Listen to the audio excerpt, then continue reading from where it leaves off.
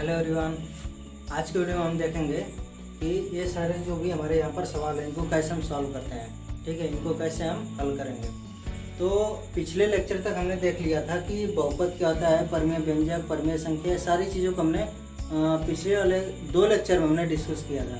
ठीक है, तो अगर आप जो है मेरे चैनल पर नए हैं तो ज़रूर से ज़रूर इस चैनल को सब्सक्राइब करें और जो पीछे की वीडियो जो उनको ज़रूर देखें, क्योंकि इनको समझने के लिए आपको पीछे की वीडियोस को जानना जरूरी है।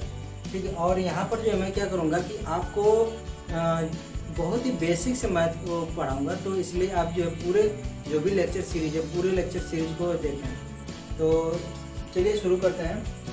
तो यहाँ पर जो है इसमें बताना है कि कौन सा जो है ये आपका ये वाला इसमें कौन सा आपका बहुपद है।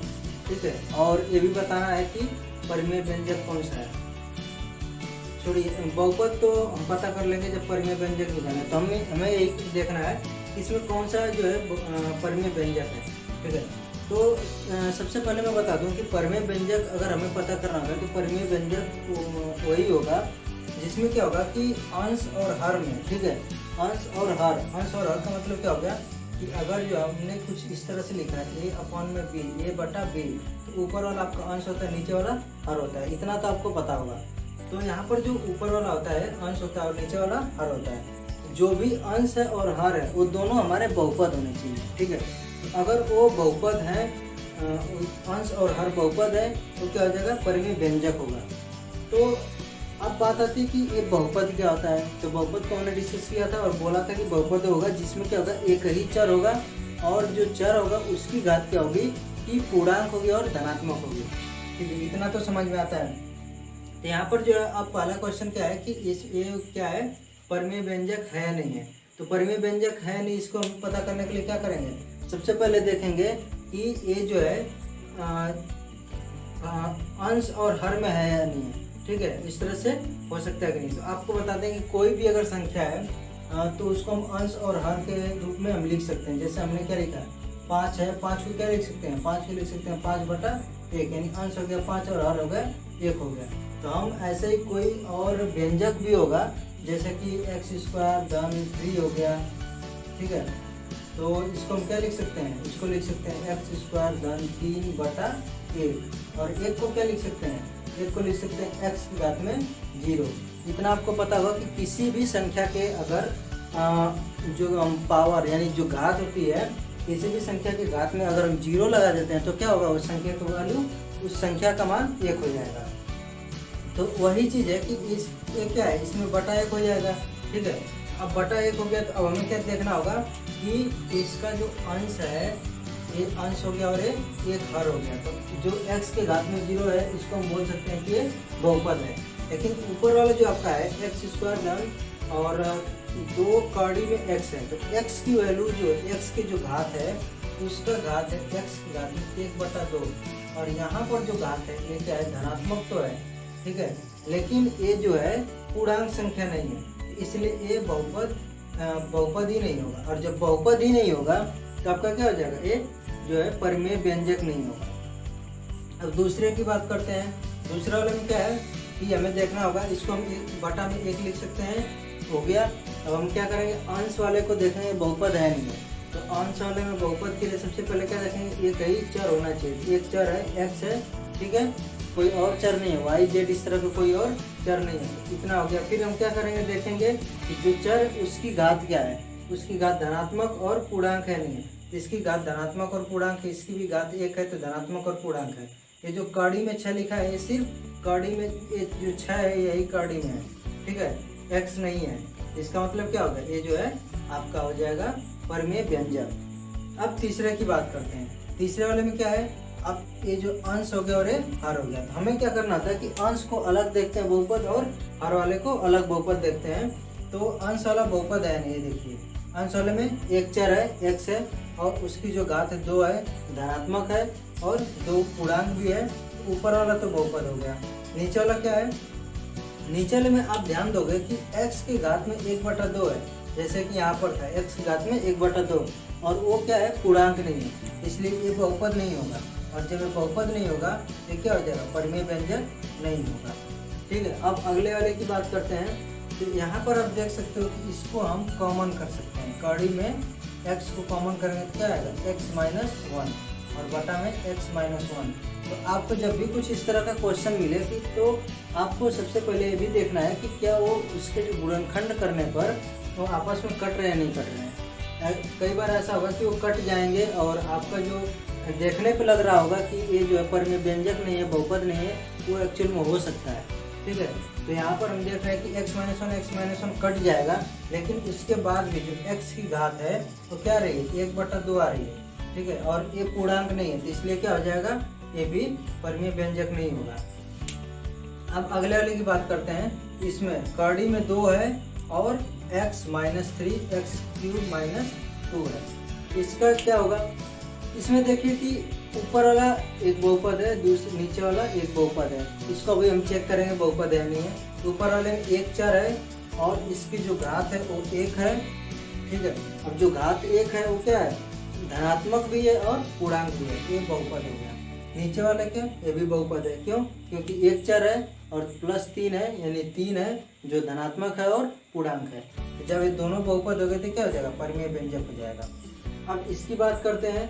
यहाँ पर क्या है कि आपका जो ऊपर वाला अंश वाला है वो बहुपद है, तो 1 चर है, धनात्मक है और पूर्णांक है, तो ये वाला बहुपद आपका हो जाएगा और ये वाला भी बहुपद हो जाएगा। जब ये दोनों बहुपद हैं तो क्या हो जाएगा, परिमेय व्यंजक हो जाएगा। ठीक है, आई होप कि आपको ये समझ में आ रहा होगा। ठीक है, और अगला अगर नहीं समझ में आ रहा है तो जो पिछली वीडियोज हैं उनको अच्छे से देखिए, क्योंकि वहाँ पर मैंने बहुत ही अच्छे से इनको समझाया है। और अगला वाला इसमें देखिए ऊपर और नीचे वालों को फिर चेक करेंगे, बहुपद है नहीं है। इसमें जो है 1 चर है और प्लस 2 घात है, इसमें x पे हमें जो घात चेक करनी होती है वो चेक करनी होती है, जो चर होता है उसी की घात चेक करनी होती है। ठीक है, तो यहाँ पर हम देखेंगे कि क्या है, इसकी घात कितनी है, 2 है। तो जब प्लस 2 है तो क्या हो जाएगा आपका, ये जो हो जाएगा +2, यानी कि एक ऊपर वाला बहुपद हो जाएगा, नीचे वाला भी बहुपद हो जाएगा, तो क्या हो जाएगा, परिमेय व्यंजक हो जाएगा। अब बात करते हैं अगला वाला। इसमें आप देखेंगे कि ऊपर वाला तो बहुपद है। क्यों, क्योंकि 1 चर है और धनात्मक और पूर्णांक घात है। लेकिन नीचे वाले में कड़ी में x है। कड़ी का मतलब आपको पता होगा कि अगर कोई चीज़ कड़ी में लिखी है तो इसका मतलब होता है कि x की घात में 1/2 है। ठीक है, तो यहाँ पर जो 1/2 लिखा है इससे क्या हो जाएगा, ये बहुपद नहीं होगा, और जब बहुपद नहीं होगा ये जो है परिमेय व्यंजक नहीं होगा। अब अगला है x² माइनस 1 और बटा में x की घात में 1/2। कड़ी का मतलब बता दिया, 1 की घात में 1/2 धन 4। अब आपने इतने सारे सवाल कर लिए तो आपको पता लग गया कि ये बहुपद नहीं है, इसलिए क्या होगा, परिमेय व्यंजक भी नहीं होगा। ठीक है, अब इस वाले को करते हैं। और एक चीज़ मैं बता दूं कि मैं जितने भी क्वेश्चन कर रहा हूँ, जितने भी सवाल कर रहा हूँ, उनको मैं देख रहा हूँ कि ये जो है अंश और हर के गुणनखंड करने पर कट रहे हैं नहीं कट रहे हैं। ठीक है, मैं इनको देख ले रहा हूँ। आपको क्या करना है, आपको भी ऐसे ट्राई करना है, देखना है। जैसे इसका क्या होगा, इसका गुणनखंड हो सकता है लेकिन ये क्या कटेगा नहीं। लेकिन यहाँ पर आप देखेंगे जब इस वाले को मैं सॉल्व करता हूँ, इसका क्या हो जाएगा, x² माइनस 1 है। तो 1 मिनट में इसको मिटा करके बताता हूँ आपको। आपको पता होगा कि कभी भी आपको पता होगा ये वाला फॉर्मूला, a² माइनस b²। ये होता है एक कोष्टक में a माइनस बी और एक कोष्टक में a प्लस बी। ये जो है 7th या 8th क्लास में है। ठीक है, तो आशा करता हूँ कि आप लोगों को ये चीज़ आती होगी। a² माइनस b² है तो उसका क्या हो जाएगा, एक कोष्टक में a माइनस बी और दूसरे में a प्लस बी। यानी कि इस ये वाला जो आपका उदाहरण है x² माइनस 1 में एक को क्या लिख सकते हैं, 1 का स्क्वायर। अब ये जो है तुलना करेंगे, a का मान क्या है, x है, b का मान 1 है। इसी हिसाब से हम क्या करेंगे, यहाँ पर लिखेंगे a का मान x माइनस b का मान 1 और दूसरे क्वेश्चन में क्या हो जाएगा, x धन 1। तो इसका गुणनखंड आसानी से हमने कर लिया, x² माइनस 1 का। ये क्या हो गया, x माइनस 1 और एक में x प्लस 1। और बटा में क्या है, बटा में आप देखिए, आपको पता होगा कि a प्लस बी का अगर होल स्क्वायर का आपको फॉर्मूला पता है तो आप उससे इसको तुलना करेंगे तो आपको पता चल जाएगा। ये होता है a² plus b² plus 2ab, ठीक है।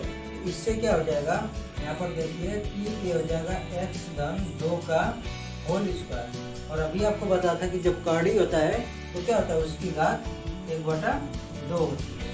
अब क्या होगी, 1/2 और 2 गुणा हो जाएंगे, जो घात होती है उनका गुणा हो जाता है। तो ये क्या हो जाएगा, 1/2 में 2 का गुणा करेंगे तो कट जाएगा 2, क्या घात 1 बचेगी। अब क्या बचा है यहाँ पर आपका बचेगा x - 1 एक कोष्टक में x + 1 और बटा में x + 2 x धन 2। तो यहाँ पर मैंने बस आपको यहाँ पर जो गुणनखंड किया है ऐसे दिखाने के लिए किया है कि आपको क्या करना है कि जो भी क्वेश्चन रहेंगे, जो भी सवाल रहेंगे, उनको इस तरह से हमें करना पड़ेगा कि कहीं वो आपस में कट तो नहीं रहे हैं अंश और हर। तो यहाँ पर तो कट नहीं रहे हैं, लेकिन क्या हो रहा है, जो हमारा जो कड़ी वाला जो चिन्ह था वो हट जा रहा है, ठीक है। तो इस तरह से देखेंगे कि ये क्या हो जाएगा, ये वाला आपका हो जाएगा एक बहुपद और ये वाला एक बहुपद। तो इस तरह से पूरा क्या हो जाएगा, आपका परिमेय व्यंजक हो जाएगा। अब अगला वाला, इसको आप देख करके बता सकते हो कि परिमेय व्यंजक नहीं हो, क्योंकि ये इसकी वजह से बहुपद नहीं है, ठीक है। तो आई होप कि आप लोगों को ये जो 11 सवाल थे समझ में आ गए हैं। अब बढ़ते हैं अगले सवाल की तरफ। इसमें से पूछा है कि कौन सी परिमेय संख्या है। अब परिमेय संख्या के लिए मैंने आपको क्या बताया था कि जो भी परिमेय संख्या भी उसको हम P/Q के रूप में लिख सकते हैं। और P और Q क्या होंगे, वो होंगे पूर्णांक होंगे, और Q क्या होगा, वो 0 के बराबर नहीं होगा, ठीक है। तो यहाँ पर आप देखिए, यहाँ पर क्या है, P/Q के रूप में इसको लिख सकते हैं। तो आप बोलेंगे हाँ बिल्कुल लिख सकते हैं। कड़ी में 1.6, इसको मैंने क्या किया है 16/10 कड़ी में कर दिया, बिल्कुल हो जाएगा। क्योंकि हम दशमलव को हटाएंगे तो क्या करेंगे, बटा में ऐसे एक 0 बढ़ा देते हैं। इतना तो पता होगा आपको, लेकिन ये कड़ी क्या होगा, पूरे को कड़ी आ जाएगा।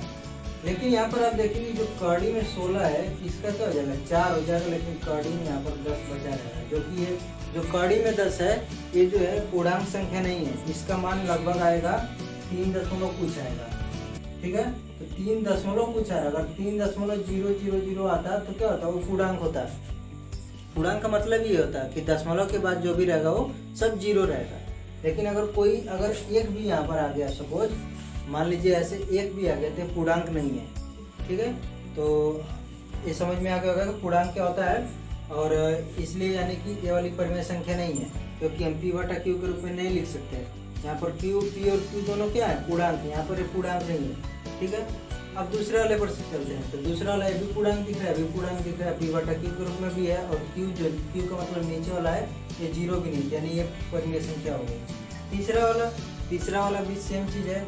कड़ी में 3 है, तो कड़ी में 3 को आप क्या लिखोगे, बटा 1 कर दिए। ये नीचे वाला तो आपका पूर्णांक है, लेकिन ऊपर वाला आप पूर्णांक नहीं है, इसलिए भी नहीं होगा। पाई, हाँ, और पाई को मैंने बताया था आपको पिछले लेक्चर में, अच्छे से समझाया था। तो आप पिछला लेक्चर जरूर देखें, मैं यहाँ पर उसको नहीं समझा रहा हूँ। ये पाई भी आपका परिमेय संख्या नहीं होती है, ठीक है। तो इतना हो गया। अब अगला सवाल है, तो थोड़ा मैं इसको मिटा देता हूँ।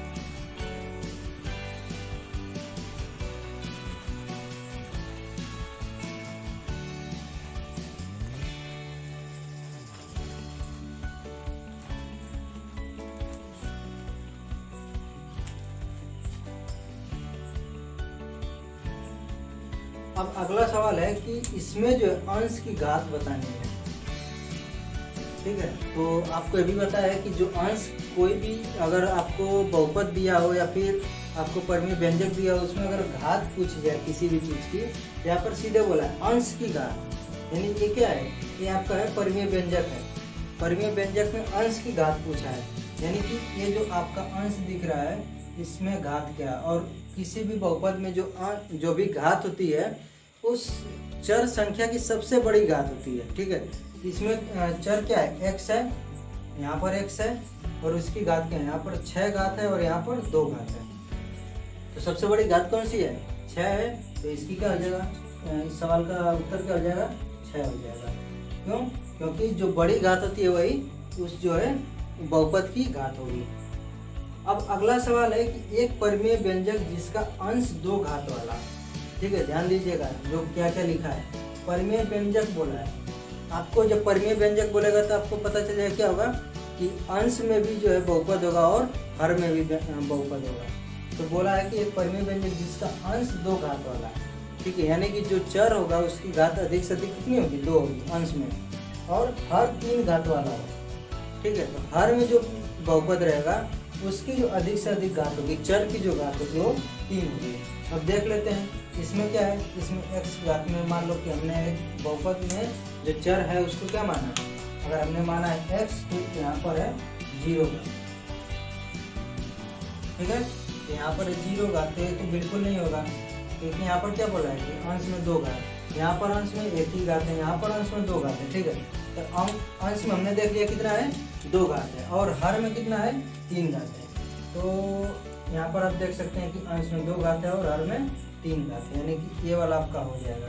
चौथा भी देख लेते हैं, चौथे वाले में आप देखोगे अंश में 2 घात है, लेकिन हर में क्या है, हर में अधिक से अधिक 2 घात, इसमें भी है, ये वाला भी नहीं होगा, ये वाला भी नहीं होगा, और ये वाला भी नहीं, और आपका उत्तर क्या हो जाएगा, तीसरा वाला। तो आपको पूरा अभी तक कितना सवाल मैंने कराया आपको समझ में आ गया होगा। ये अगर आप जो है मेरे चैनल पर नए हैं तो चैनल को ज़रूर सब्सक्राइब करें, और ऐसे ही मैं आपको बहुत ही बेसिक से जो भी क्वेश्चन ऐसे मैं कराऊंगा, उनके जो थ्योरी हैं, उनके जो बेसिक चीज़ें उनको पहले बताऊंगा, फिर उन पर क्वेश्चन कराऊंगा। तो अगर आपको वीडियो अच्छा लगा है तो अपने दोस्तों के साथ ज़रूर शेयर करें, और thank you guys, thank you so much for watching this video.